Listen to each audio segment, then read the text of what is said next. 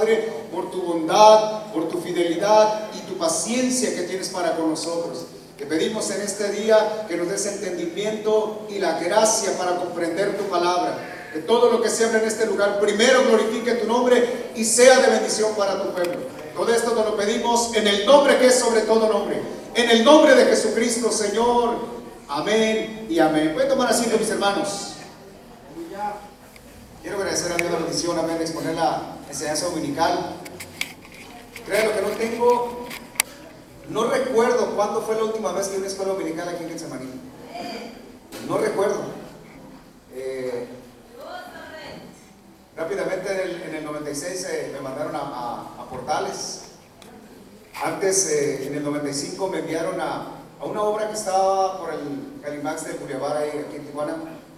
Se llamaba Fuente de Gozo. Algunos recuerdan a la familia Chagala. Ellos vivían ahí y en un local se abrió una pequeña obra. No duró mucho, duró meses. Después me mandaron a Portales y prácticamente pues no tomé mucho parte yo en la enseñanza dominical y para mí es de una gran bendición, amén, después de tantos años exponer una lección. Me gozo delante del Señor. El tema o el título de la lección es Moisés, el ministro de la ley. El objetivo principal de esta lección es que conozcamos que la ley de Moisés era tan severa y que nos da a conocer que esta dispensación de gracia, o sea, después de que Cristo vino, derramó su sangre, murió en la cruz y resucitó, comienza una dispensación llamada dispensación de gracia. Esta lección tiene como propósito que veamos la facilidad que Dios nos concede a todos los que estamos en esta dispensación de gracia. Es decir, que la ley era tan severa que ningún judío la pudo cumplir. Ninguno. ¿Por qué no podían cumplirla? Bien, porque nosotros los seres humanos hemos nacido con una naturaleza caída, lo que la religión popular llama pecado original, que piensan que con el bautismo al niño se le quita. Pero la naturaleza pecaminosa o el pecado original, como quieres nombrarle, solamente lo quita Jesucristo. Amén. Por eso es la cruz de Calvario. Amén. Los que se van a bautizar tuvieron, amén, una enseñanza de que el bautismo es simbólico. El bautismo no tiene poder sobre la salvación. Pero ese no es el tema. El tema es Moisés, ministro de la ley. Y vamos a ver, amén, en 3 puntos. Vamos a ver cómo Dios le dio al pueblo de Israel el decálogo o los 10 mandamientos. Y Dios se manifestó tan tremendamente que dice la palabra que el monte Horeb o monte Sinaí humeaba, dice la palabra, temblaba. Porque hay una porción de las escrituras que dice, ante la presencia de Dios tiembla la tierra, dice la palabra. Y como el Antiguo Testamento nos enseña, y en el Nuevo, Dios se ha valido del hombre para llamarlo y presentar el mensaje que tiene para su pueblo. Después de el padre de la fe, Abraham, Moisés llegó a ser el segundo personaje más importante dentro del judaísmo. La historia de Moisés, como algunos ya sabemos, ¿verdad? Consiste, ¿verdad?, la vida de Moisés en 120 años. Y adoramos a Dios. Y estando el pueblo de Israel en esclavitud, que duró alrededor de 430 años según la palabra de Dios. ¿Y por qué estaban esclavizados? Bien, porque aproximadamente en el año 2000 o 2100 antes de Cristo, Dios llamó a Abraham, dice la palabra. Le dijo: sal de tu parentela, de Ur de los Caldeos, a la tierra que yo te mostraré. Y la palabra dice que llegando a Canaán, Dios le hizo una promesa. Una promesa donde le dijo: en ti serán benditas todas las naciones. Y ahí se estaba refiriendo al Mesías, porque Cristo iba a morir únicamente por su pueblo, sino también por toda la humanidad. Después Dios le concedió a su hijo Isaac, aunque él cometió el grave error, ¿verdad?, de hacerle caso a su esposa. Se llevó a Agar y nació Ismael, que es padre de los árabes, que hasta el día de hoy se están pagando las consecuencias del error que cometió Abraham de no esperar en Dios. Los que están estudiando en el instituto ya hemos tocado este tema. Es un tema muy sencillo, pero que nos lleva a ver las consecuencias de las malas decisiones. Hasta el día de hoy, la decisión equivocada que tomó Abraham se sigue pagando. Porque los ismaelitas o los árabes, ellos alegan y ellos defienden a capa y espada que son hijos de Abraham. Y están diciendo una verdad, porque son hijos de Abraham. Pero la palabra dice que en Isaac es la promesa. ¿Cuál promesa? Que Dios iba a hacer de Abraham una gran nación, que humanamente nosotros sabemos era algo imposible. Un hombre de avanzada edad, con una esposa de avanzada edad y estéril, era humanamente imposible que se lograra una nación. Pero Dios iba con ese hecho a demostrar que lo que es imposible para el hombre, para Dios es posible. Entonces entendemos, amén, que nosotros tenemos que esperar en Dios cuando hay peticiones, cuando hay necesidades. Cuando hay algo que necesitamos que el Señor nos confirme, tenemos que esperar en Dios. Y a su nombre. Y Dios le da a Isaac, dice la palabra. Y Isaac tiene dos hijos, Esaú y Jacob. Y dice la palabra que Jacob, que quiere ser usurpador, le quitó la primogenitura a Esaú, pero no porque se la arrebatara, sino porque Esaú la despreció. Y la primogenitura en los tiempos de Abraham, en los tiempos de Isaac y Jacob, era una bendición tan grande. Ser el primogénito es heredero de las bendiciones. Pero dice la palabra que Jacob, que era astuto, le cambió su primogenitura por un guiso, dice la palabra. Entonces Jacob no solamente le quita la primogenitura, sino que va delante de su padre Isaac y lo engaña. Le roba también la bendición, dice la palabra. Fíjese este hombre lo que llegó a hacer en su astucia. Pero dice la palabra que Jacob luchó con el ángel de Jehová. Y dice la palabra que el ángel de Jehová le pregunta: ¿cuál es tu nombre? Mi nombre es Jacob, que quiere decir usurpador. Y le dijo: ya no será tu nombre Jacob, ahora te llamarás Israel. Israel, el que lucha con Dios. Y la Biblia dice que Dios le dio 12 hijos. El menor de ellos, José. Usted lo puede leer en Génesis, una historia tan hermosa. En lo particular, la historia de José para mí ha sido de mucha bendición, porque es una de las historias donde yo encontré que Dios está con aquel que le teme a Dios, con aquel que le ama y que le busca. La Biblia dice que José tuvo sueños y todos se cumplieron.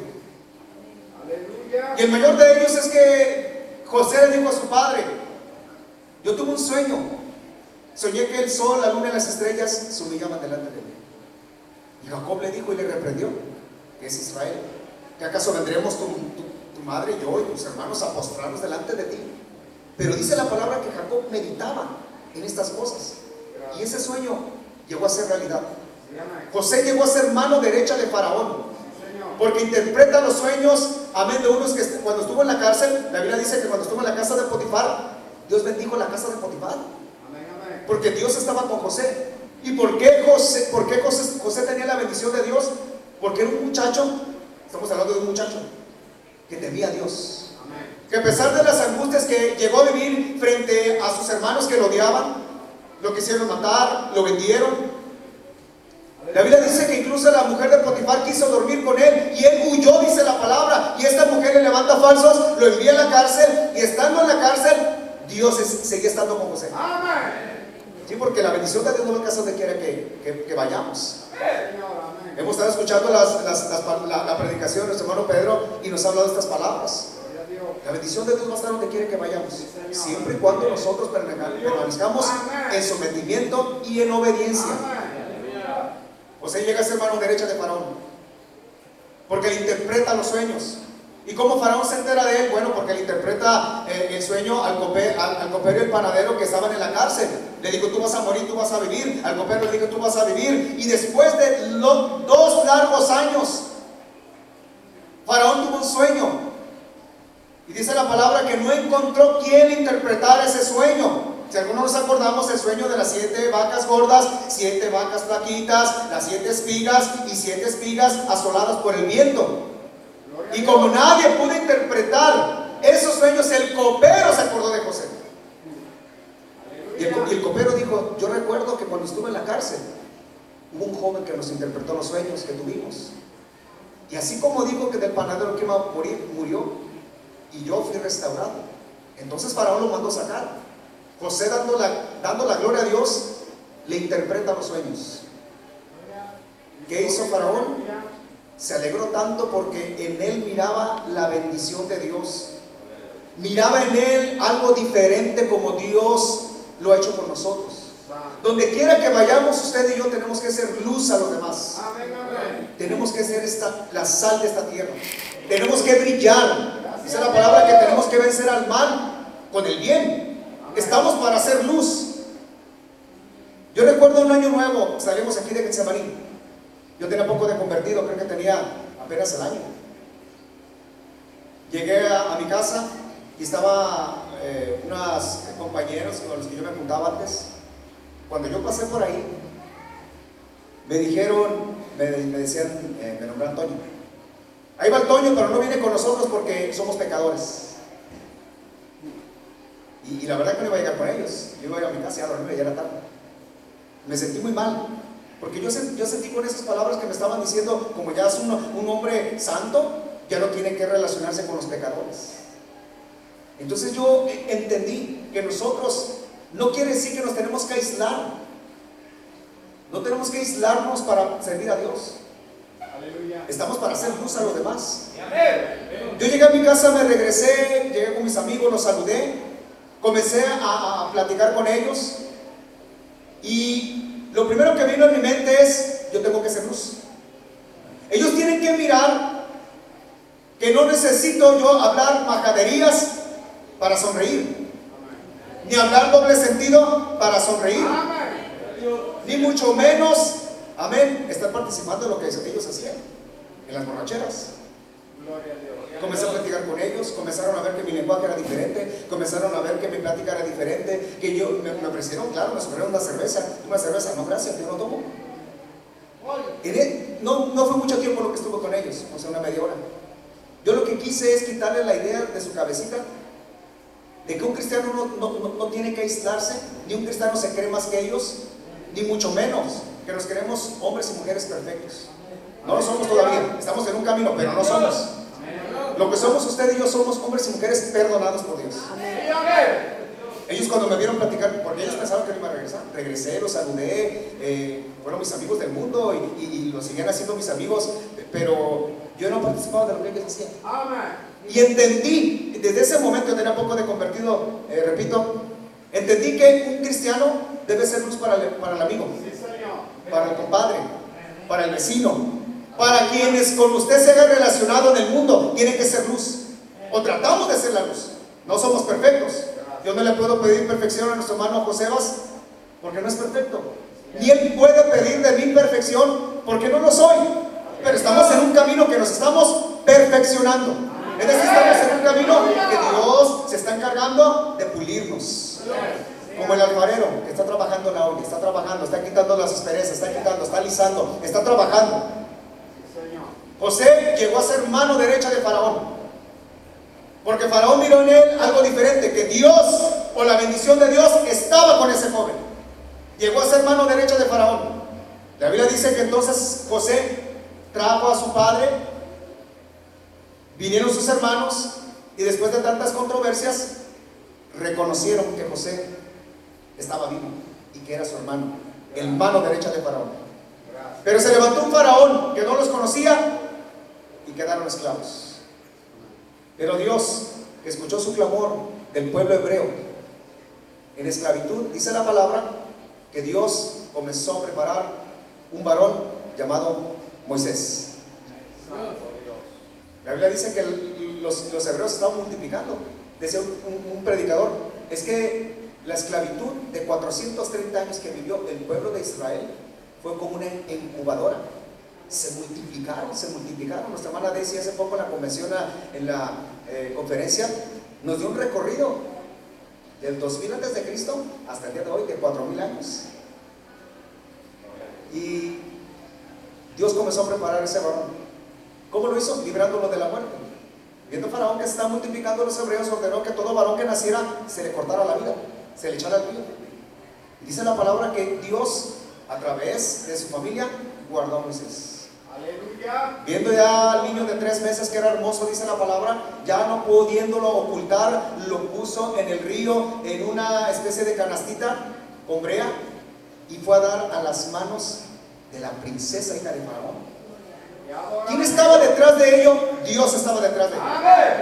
Porque Dios, cuando va a cumplir un propósito, comienza a preparar todas las cosas. A veces no entendemos por qué pasan ciertas situaciones en nuestras vidas. A veces decimos, ¿por qué pasa esto? ¿Por qué pasa aquello? Dios sabe todas las cosas. Hay que recordar que nosotros tenemos una limitación. Dios conoce el futuro, Dios conoce todas las cosas, pero nosotros no.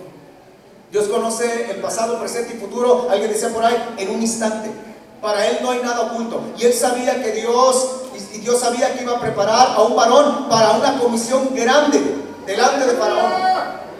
Dios salvó a Moisés, fue a dar a la mano de la princesa, porque Dios comenzó a preparar todo el terreno.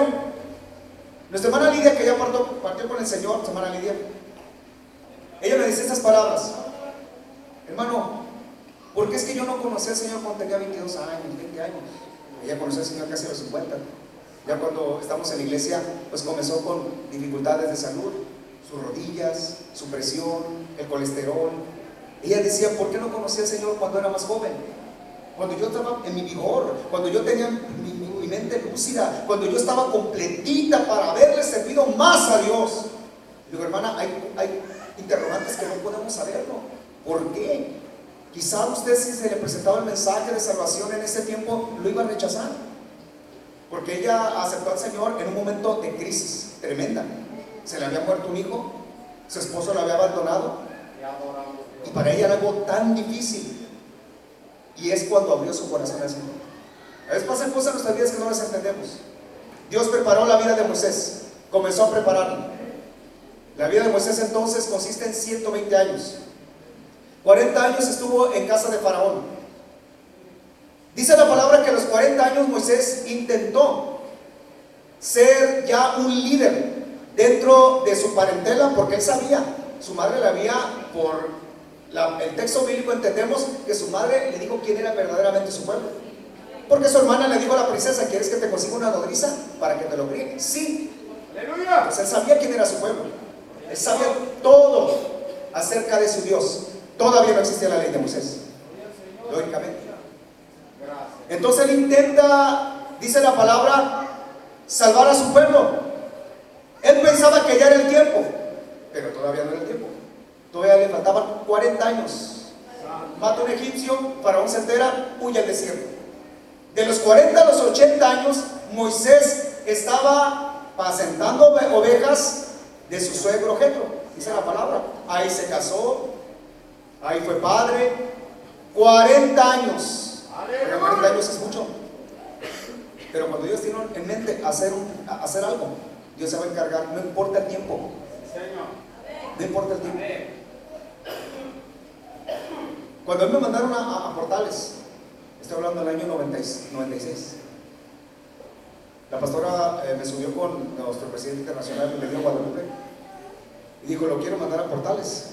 Ya han venido algunos hermanos, pero no permanecían. Yo quiero mandar al hermano Antonio, que tiene llamado, dice, para que quede allá. Dice la pastora, dice, nomás que pues está muy lejos, esa es más adelante de Rosarito, más adelante de Calafia. Nunca olvidé lo que dijo nuestro presidente. Dijo, ahorita vamos a hacer a un lado distancias a un lado. Ahorita es primero la obra de Dios, y todas esas cosas no las olvido, porque es una verdad. Aunque haya distancias, aunque pase el tiempo, nosotros tenemos que siempre al Señor decirle amén. Vuelvo a repetir, no importa el tiempo, no importa las distancias. Cuando nosotros queremos servir a Dios, en medio de las distancias y el tiempo que esté pasando, nosotros tenemos que permanecer con un amén. Pasaron 40 años más en la vida de Moisés. A los 80 años, según la palabra del libro de Éxodo, fue cuando Dios comenzó a hablar a Moisés. Así como habló con Moisés, así como trató con Abraham, así como trató con varios, por ejemplo en los tiempos de los jueces, como trató con Gedeón, amén, todos conocemos esa historia. Dios comenzó a preparar todo. Dios se encarga de hacer todas las cosas, y Dios preparó a Moisés. A los 80 años entonces viene el llamado. Vamos al punto número 1. El escenario donde Moisés recibió la ley. Vamos a ver qué escenario fue donde el pueblo de Israel ve por primera vez al Todopoderoso manifestarse tremendamente. Ellos ya han visto la mano de Dios en las 10 plagas. ¿Cuántos se acuerdan de las 10 plagas? Tremendas las plagas. Hace poco tuvimos un estudio de las plagas. La ciencia dice que todo eso de las plagas es coincidencia. ¿Por qué? Porque dicen que todas las plagas ya existen en la naturaleza. ¿Qué tiene de descomún tal? Lo descomún es esto, o lo sobrenatural. Que Moisés le decía, mañana viene una plaga, y mañana aparecía la plaga. O sea, la plaga en sí está en la naturaleza. Hasta hoy en día hay plagas. Yo no soy perito en la materia, pero hasta lo que sé, todavía hay plagas. Pero lo grandioso de cada plaga es que Moisés le decía por de parte de Dios, mañana llega, y mañana llegaba. Y según se sabe, nadie puede predecir una plaga. Nadie puede decir, en tal lugar el día de mañana va a estar aquí. Eso es lo grandioso de las plagas. Ellos vieron esas 10 plagas, y lo grandioso es que ellos habitaban en Gosén, y ahí no había plagas. Los encantadores, hechiceros de Faraón lograron imitar 2 plagas únicamente. Las demás no pudieron. Esto nos dice claramente que Satanás tiene poder, pero limitado. Limitado. Ellos vieron las 10 plagas tremendamente hasta que vino la 10ª, con la cual Faraón, ahora sí, dejó ir al pueblo. La muerte de los primogénitos, donde queda instituida la fiesta o la fiesta solemne de la paz. ¿Qué quiere decir? Yo pasaré. El Señor les da a su pueblo el antídoto para ser librados: la sangre de un cordero. La van a poner en los postes, y cuando el ángel de la muerte pase y ve la sangre, ¡ay, no habrá mortandad! Todos los israelitas vieron tal. No hubo mortandad dentro del pueblo, dice la palabra. Pero no únicamente vieron eso. Dios les abrió el mar, dice la palabra. Pero cuando llegamos acá al monte Horeb o monte Sinaí, ellos iban a escuchar la voz del Todopoderoso. La voz de aquel que habita, dice la palabra, en luz inaccesible, dice la palabra. Al que ningún hombre puede ver, dice la palabra. Pero Jesús le ha dado a conocer. ¿Cuántos creen que Jesús es Dios? Él es el Todopoderoso. Por eso cuando Felipe preguntó, Señor, muéstranos al Padre y nos basta, Jesús le dijo con toda seguridad, tanto tiempo que estoy con vosotros, Felipe, y no me has conocido. Jesús dijo, el que me ha visto a mí, ha visto al Padre. Y ningún profeta, ningún rey, ningún sacerdote nunca refirió tales palabras. Nadie podía referir esas palabras, solamente el Mesías. El que me ha visto a mí, dijo, ha visto al Padre. O sea, en otras palabras, yo soy el Padre, nomás que vengo en una condición humana para salvarnos. Y ese es ese amor tan grande. Yo a ese amor le llamo un amor incomprensible, porque nos ha dado lo mejor de Él. Hermano Pedro, ¿habrá algo mejor que Jesucristo? ¿Habrá algo que valga más en este mundo que la sangre de Cristo? Nada, invaluable. Y pensar que usted y yo valemos eso, y pensar que fuimos comprados a ese precio, porque esto es algo tan maravilloso. La ley de Moisés llegó a ser tan severa que ningún ser humano podía cumplirla, solo Jesús pudo cumplirla. ¿Por qué? Porque en Él no había una naturaleza caída, no había un pecado original, no había sangre contaminada. La sangre que corría por las venas del Maestro, del Mesías, era sangre que venía del cielo, sangre pura, sangre sin pecado, sangre sin contaminación. Oiga, qué hermoso es esto. ¿Por qué la palabra dice que tenemos que escudriñar las Escrituras? Porque cuando escudriñamos las Escrituras, no solamente dice la palabra que nos purifican, sino que nos dan conocimiento de quién es Dios. Yo me he topado personas, hay un dicho que dice que la ignorancia es atrevida, hermana Daisy, y sí es verdad, que no conocen la palabra pero les gusta alegar. Yo escuchaba a una persona hablando con un hermano que algunos conocen. No, que esto, que los cristianos y que la palabra, y él le dijo, Te voy a hacer una pregunta. ¿Has leído alguna vez la Biblia? Dijo, no. Entonces no puedes hablar de lo que no conoces. ¿Cómo me vas a hablar de las escrituras si nunca la has leído? ¿Y sabe que esa persona se quedó callada? Sí, porque hay personas que les gusta hablar pero no conocen la palabra. Pero usted y yo estamos llamados a escudriñar la palabra. ¿Qué contiene la palabra de Dios? ¿Qué dice la palabra de Dios? Y el por qué es que conocemos más a Dios. Conocemos sus obras, vemos ejemplos. La palabra dice que hay que retener lo bueno y desechar lo malo. Y cuando hablamos de retener lo bueno, es que vamos a retener los buenos ejemplos. Los ejemplos de hombres que sirvieron a Dios, como Moisés. Un hombre que necesitó tanta paciencia. Dios se la dio. Dios habló de Moisés. Cuando murmuraron su hermano Aarón y su hermana María acerca de la mujer que había tomado, dice la palabra que castigó a María con lepra. ¿Por qué? Porque Dios dijo claramente que no había un hombre tan manso como él en toda la tierra. Jesús dijo, aprender de mí que soy manso y humilde de corazón. Porque Moisés es tipo de Cristo. En el Antiguo Testamento está escondido el Mesías. En todas las fiestas, en todo lo que es el tabernáculo, el templo, todo hablaba de Cristo, pero también de la iglesia. Y a su nombre. El punto número 1 es el escenario donde Moisés recibió la ley. Vamos a buscar Éxodo 19. En Éxodo 19 vamos a leer el versículo 20. Mi hermana Lourdes, que lo lea, por favor. Vamos a ver, mis hermanos José. Éxodo 19, 20. Por favor.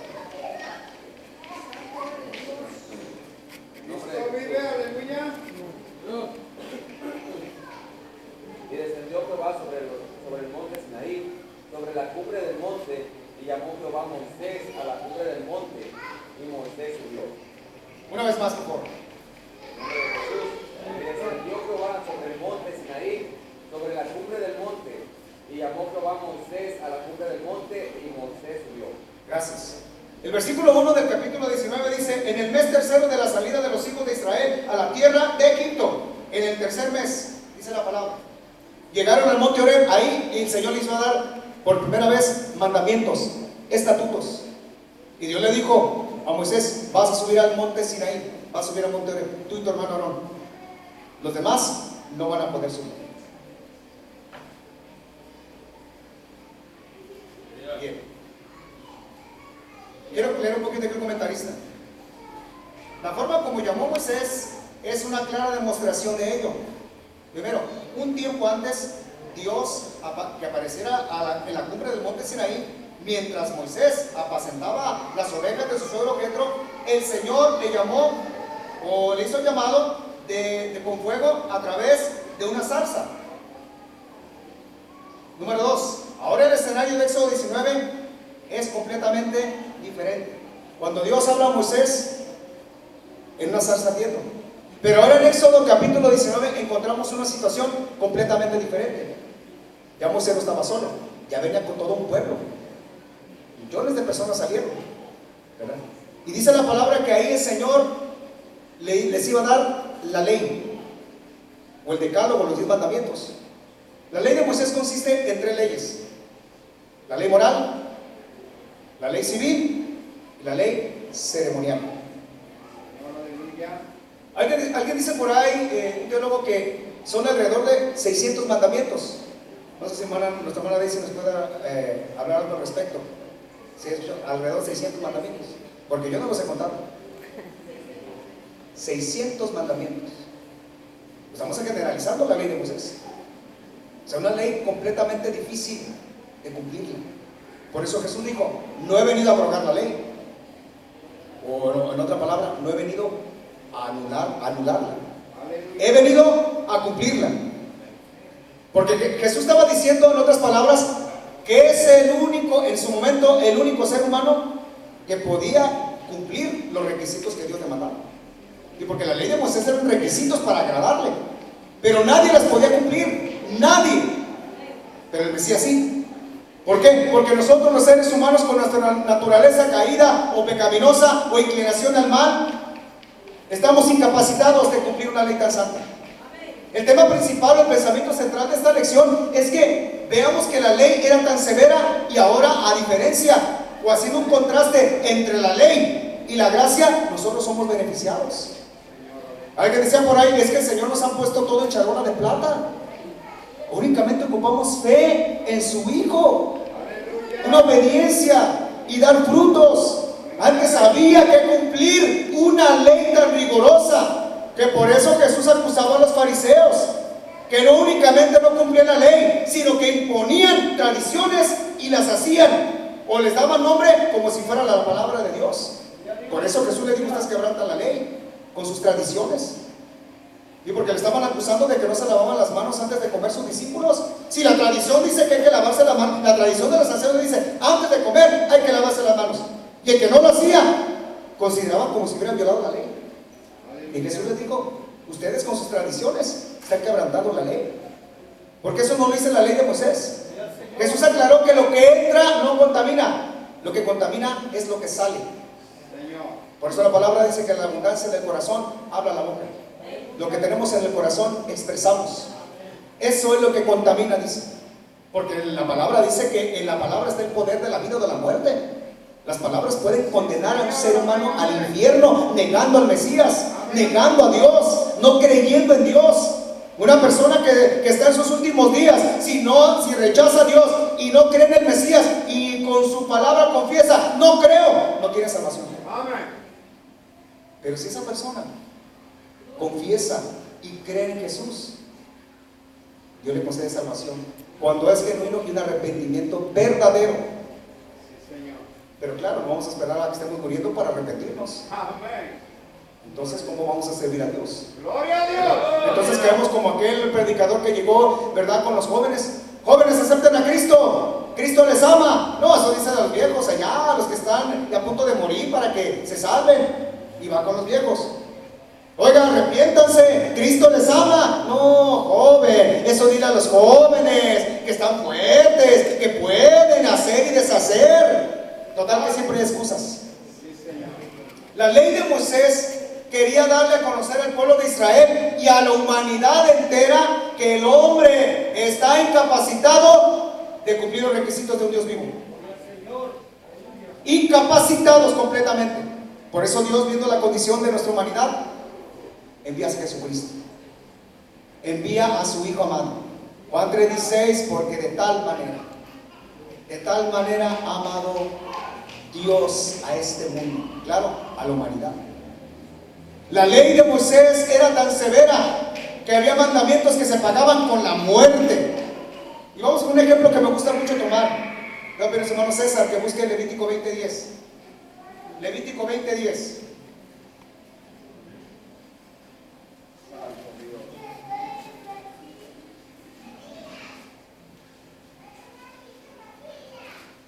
Gracias Dios, aleluya. A ver. Si un hombre cometiera adulterio con la mujer de su prójimo, el adúltero y la adúltera indefectiblemente serán muertos. Una vez más, por favor.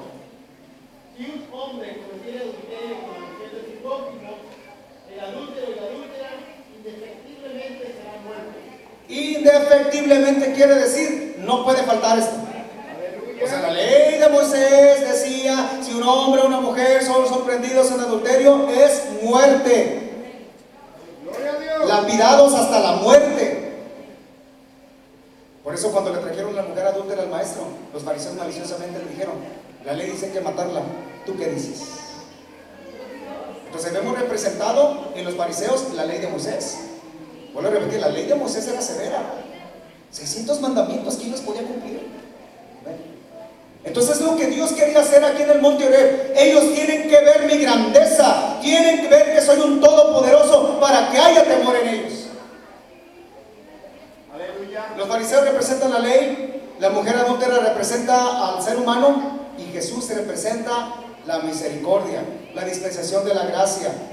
¿Qué le dijo? ¿Qué hicieron los fariseos? Le iban a apedrear, pero le preguntaron primero al maestro: ¿tú qué dices? Y Jesús, apelando a sus conciencias, les dijo: bueno, el que se sienta libre de pecado, que arroje la primera piedra. ¿Y qué hicieron? Se fueron. Sí, porque dijeron: todos tenemos pecado.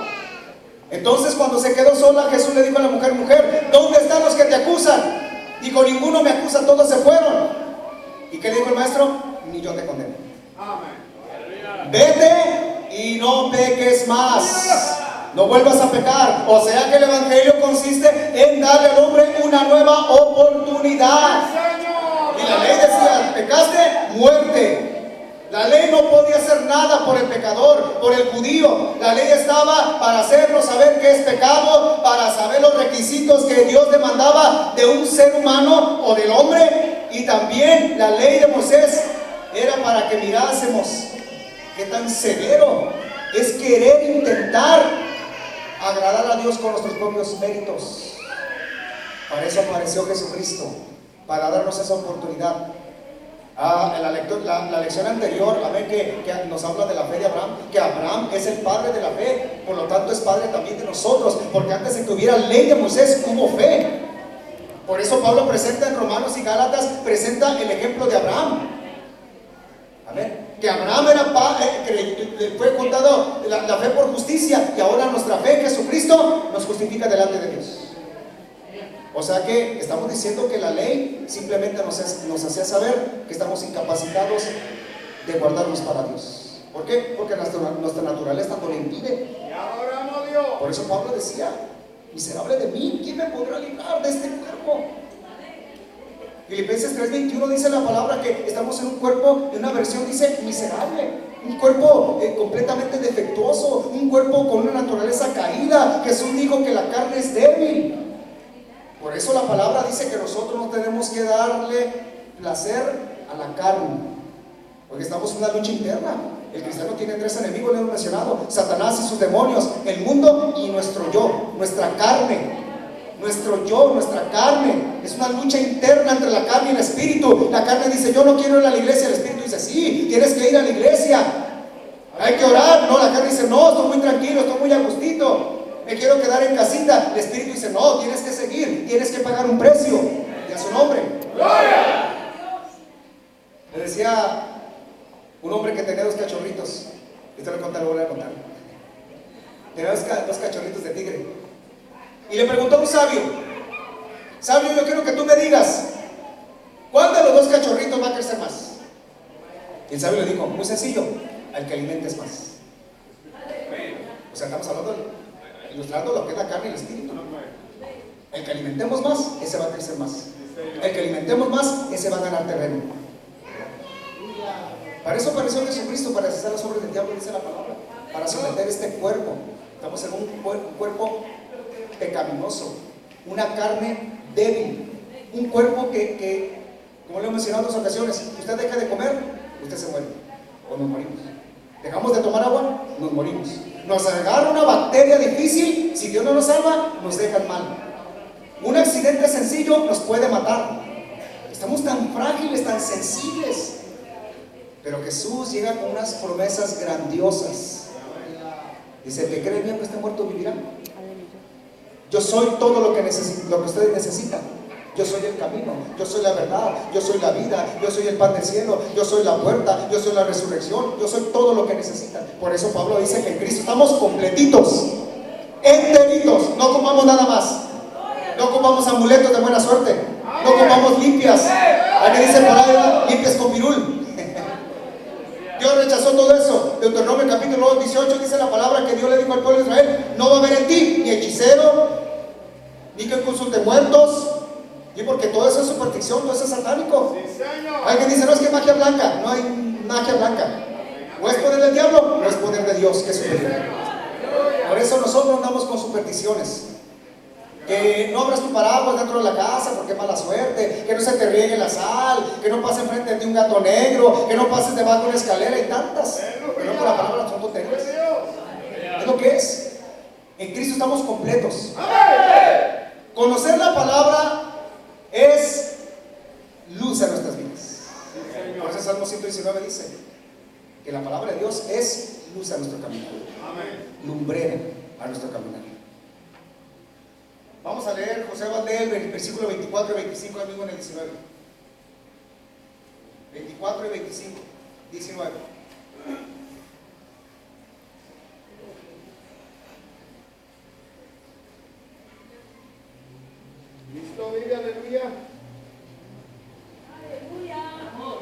Éxodo 19, 24 y 25. En nombre de Jesús. Y Jehová le dijo, ve, desciende, y subirás tú y Aarón contigo, mas los sacerdotes y el pueblo no traspasen el límite para subir a Jehová, no sea que haga en ellos estragos. Entonces Moisés descendió y se lo dijo al pueblo. Gracias. Sube Moisés y escucha las indicaciones de Dios. Voy a manifestar, más soy tú, Aarón. Los demás se van a poner un límite, no van a traspasarlo, porque el que los traspase voy a hacer estragos. Nadie podía entrar o subir en los límites marcados. ¿Por qué? Porque Dios lo iba a matar. ¿Te fijas? Así era. Lo que Dios quería conocer es que el hombre está incapacitado de acercarse a Dios por sus propios méritos. Y porque uno dice, no, es que es una persona muy tranquila, yo no me meto con nadie, soy una persona que no fuma, que no toma, que no se mete en problemas. Sí, pero tienes una naturaleza caída que necesita ser restaurada. ¿Y por qué piensan que los pecados visibles eso es todo? No, también hay pecados ocultos en el corazón. ¿En el corazón cuántos pecados se guardan? Oiga, se cumplen se cumplen ya años de las Torres Gemelas de que pasó en Nueva York. Que nuestros hermanos pues, de Nueva York estuvieron en aquellos rumos, ¿verdad? Se enteraron muy bien, y también nosotros. Muchas veces de los terroristas que se les captan cámaras son jóvenes que se les ven muy normales, jóvenes normales, vestidos casual, tienen cara de niños buenos, pero dentro de su corazón tienen la intención de matar. Eso es lo que estamos hablando, pecados ocultos. ¿Quién los conoce? Solo Dios. Solo Dios. El hombre está incapacitado de con sus propios méritos agradar a Dios. No se puede. Por eso tiene que haber existido un mediador dentro del pueblo hebreo, que era el sacerdote. ¿El sacerdote qué era? Un mediador entre el pueblo hebreo y Dios. Pero esos sacerdotes morían, pero apareció un sacerdote que no muere, se llama Jesucristo. Dios le dijo a Moisés, no van a pasar estos límites, el que pase se muere. O sea, así, tajante el asunto. Nadie puede traspasar el límite porque se va a morir. Pero ahora en la dispensación de gracia hay un versículo tan hermoso que se encuentra en Hebreos 4:16.